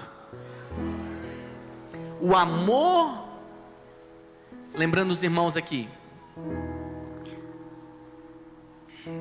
se você tiver revelação do quanto que Deus ama Cristo, no batismo, a Bíblia diz que os céus se abriram, e Deus Pai disse ali: este é o meu filho amado, em quem eu me comprazo, em quem eu tenho prazer. Deus disse: Cristo é o filho amado, aquele que Deus amou tanto, tanto, tanto. Ele fala: eu vou entregar ele para morrer no seu lugar.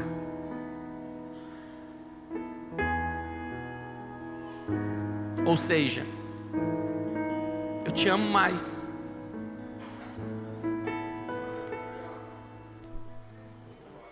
Eu tenho disposição de entregar o meu único filho. Não é o filho mais velho, não é o filho que dá mais trabalho, não é o filho que está distante. Eu tenho disposição de entregar o meu único filho, o meu filho amado, para morrer,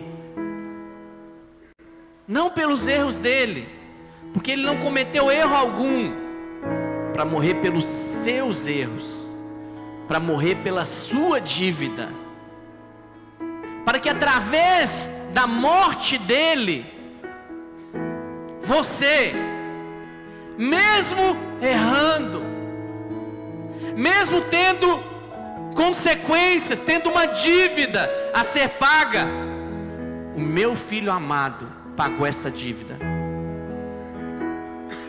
E agora toda a consequência do seu pecado veio sobre ele, para que pela morte dele você recebesse de graça o dom da justiça e pudesse viver agora em novidade de vida, pudesse viver vida abundante, paz, vida de alegria, vida de vitória, vida de desfrute, vida de superabundância nas finanças, nos relacionamentos, no ministério, no fluir de Deus através da sua vida. Você precisa crer nisso, irmãos. Essa terra mana leite e mel. Essa terra mana leite e mel. Mana leite e mel. Mana algo que é para o seu sustento, para te fortalecer, enquanto você estiver vivendo aqui essa breve e momentânea vida terrena. Mas é também algo que vai trazer prazer em você. É algo como o doce do mel. O leite vai te fortalecer, vai te sustentar, mas o mel vai te trazer alegria. Decida ter alegria em viver todos os dias para o Senhor. Decida ter boas expectativas em Deus. Eu tenho dito para os irmãos que você precisa aguardar boas notícias de Deus. Quando o telefone toca, quando alguém te procura, como essa pessoa que eu citei, que o patrão lá, o chefe procurou ele, Eu preciso conversar com você. Seu coração tem que saltar de alegria e falar: está vindo uma boa notícia de Deus para a minha vida. Mas às vezes, como é que nós nos relacionamos com Deus? O que eu fiz? O meu pecado me achou. Deus descobriu a minha falha. Você fica vivendo a vida esperando más notícias. Aí você vive uma vida de incredulidade. Mas se você espera boas notícias do seu Pai que te ama, você consegue viver uma vida de fé. Você diz: Pai, hoje é o meu dia. Todos os dias pela manhã, você consegue abrir os olhos e declarar: hoje Deus vai fazer grandes coisas na minha vida. Boas notícias vão me perseguir durante esse dia. Fizeram uma pergunta, que é a dúvida de algumas pessoas, a respeito do suicídio. Pastor, a pessoa que comete suicídio, ela vai para o céu? Olha,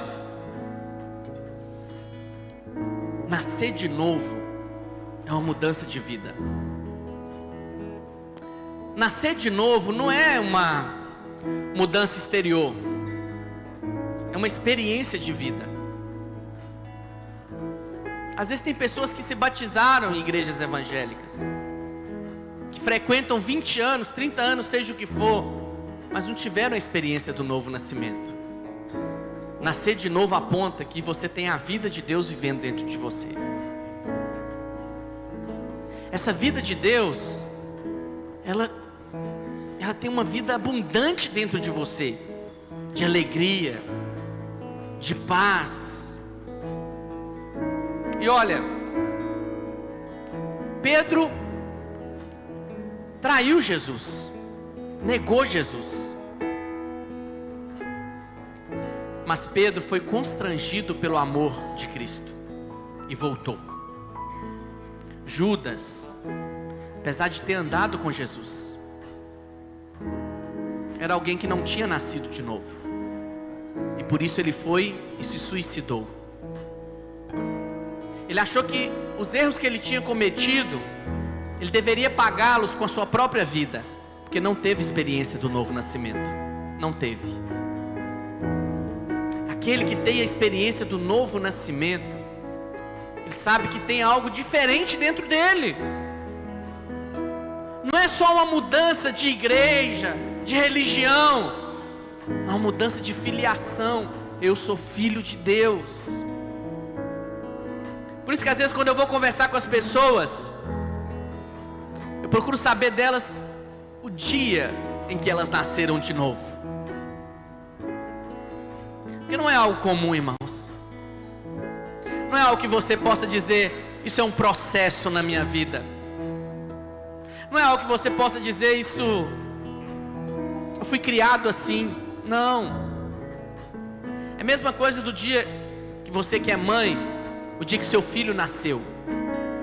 Você consegue se lembrar da maternidade, do trajeto até o hospital, de quem estava lá com você, porque foi algo tremendo na sua vida. Você que é casado, você consegue se lembrar do dia do seu casamento, quais as pessoas que estavam ali, quem é que ministrou o casamento. Da mesma forma, o dia que você nasceu de novo, veio morar dentro de você uma pessoa da Trindade, o Espírito Santo. Não foi qualquer dia para você. Pastor, não me lembro. Peça a Deus, peça a Deus, porque para você se relacionar de maneira apropriada com Deus, você precisa ter essa convicção: eu nasci de novo. Foi em tal dia, tal lugar, tal palavra. Eu senti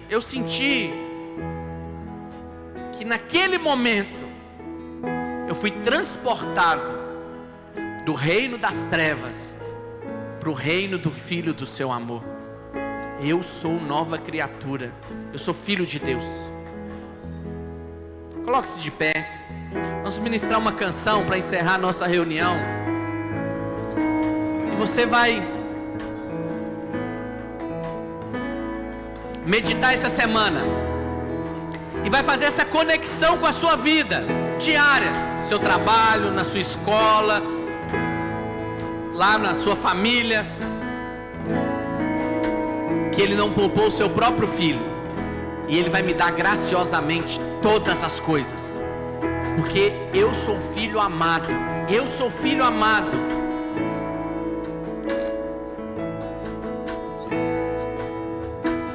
Mesmo sendo assim, pobre pecador, Deus me ama.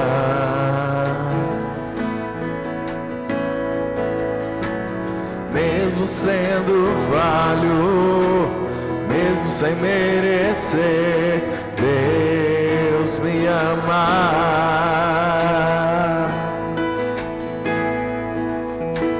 Se estou forte, se eu estou de pé, Deus me ama.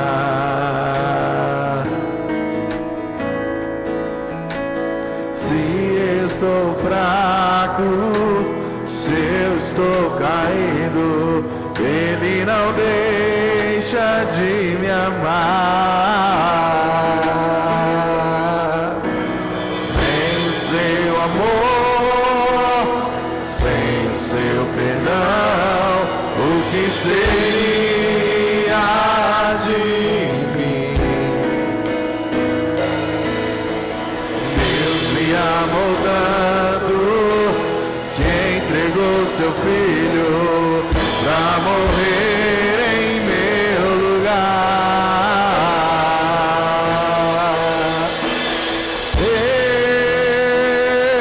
Deus me ama e o seu amor é tão grande, incondicional. Deus me ama, Ele está sempre de braços abertos pra mim. Aleluia. Aleluia. Você vai ser instrumento de Deus com essa pessoa que está aí do seu lado. Se for o seu cônjuge, você pode orar com ele. Se for outra pessoa, homem com homem, mulher com mulher, você vai perguntar: olha, nosso pai não negou o seu único filho, e ele entregou isso por amor a mim e a você. O que você quer do pai hoje? O que você quer? Eu vou pedir junto com você, e o nosso pai graciosamente vai nos dar hoje, porque você abriu a sua boca e pediu. Ele vai te dar. Ele vai te dar. E cada manhã que você abrir os seus olhos, você vai declarar: Pai, eu creio que é hoje que o Senhor vai se tornar em realidade aquilo que já é no mundo espiritual. Abra sua boca e peça: Pai, em nome de Jesus, nós cremos na Tua palavra, Senhor. Pai, a Tua palavra nessa noite, ministrada aos nossos corações, é que o Senhor não poupou o Seu único Filho. Pai, graciosamente, o Senhor entregou Cristo por amor a todos nós. Pai, nós cremos que o Senhor não vai nos negar nada. Cremos, Pai, que o Senhor tem boas coisas para nós. Pai, nós cremos no Teu amor incondicional. Cremos que o Senhor é por nós. O Senhor é por nós. E que nada poderá prevalecer contra os Teus filhos. Pai, nós andamos nessa posição de vitória. Não para um dia alcançar a vitória, mas cremos que já temos a vitória. Porque na cruz, Cristo declarou: está consumado, tetelestai, a obra já foi feita. Pai, o que nos resta agora é andar na posição de filhos, na posição de vitória, na posição de assentados com Cristo, à destra de Deus Pai, nas regiões celestiais. Pai, é desta região, é desta posição que nós andamos em fé, crendo nesse amor incondicional. Crendo, Pai, crendo na graça, nesse favor imerecido do Senhor sobre as nossas vidas, em nome de Jesus. Declara assim pro seu irmão: olha, o Pai nos ama, Ele te ama tanto, tanto, tanto. Ele não vai te negar isso. Isso é pouco, fichinha para Ele. Você vai declarar essa canção aí, abraçado com o seu irmão. Ele nos ama, incondicional. E seja o que for, Ele está sempre de braços abertos. Sempre, sempre. Forte, se eu estou de pé, Deus me ama.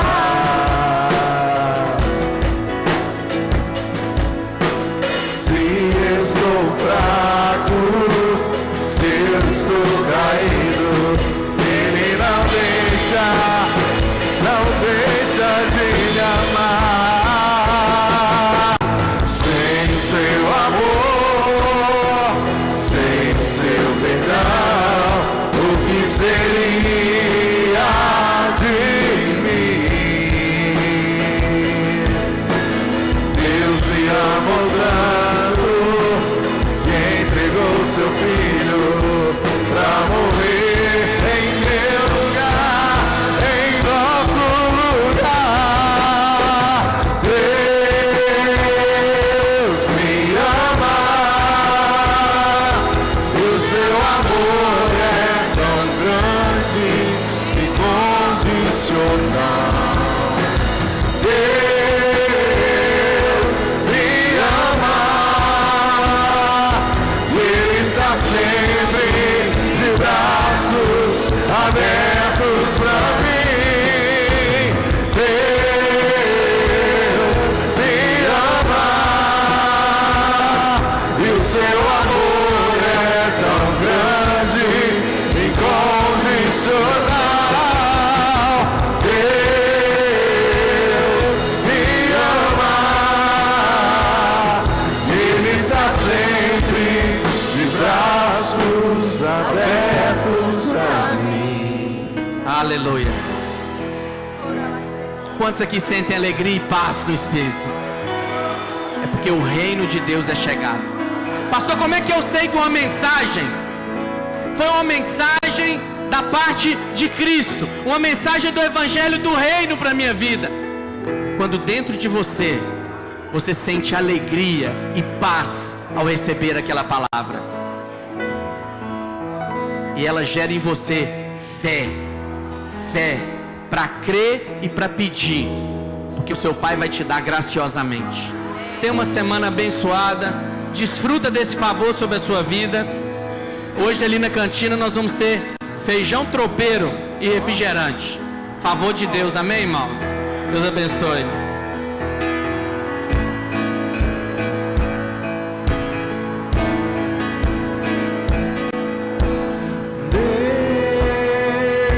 Deus me ama, e o seu amor é tão grande, incondicional. Deus me ama, Ele está sempre de braços abertos pra mim. Deus me ama, e o seu amor é tão grande, incondicional. Deus me ama, Ele está sempre de braços abertos pra mim. E Ele está sempre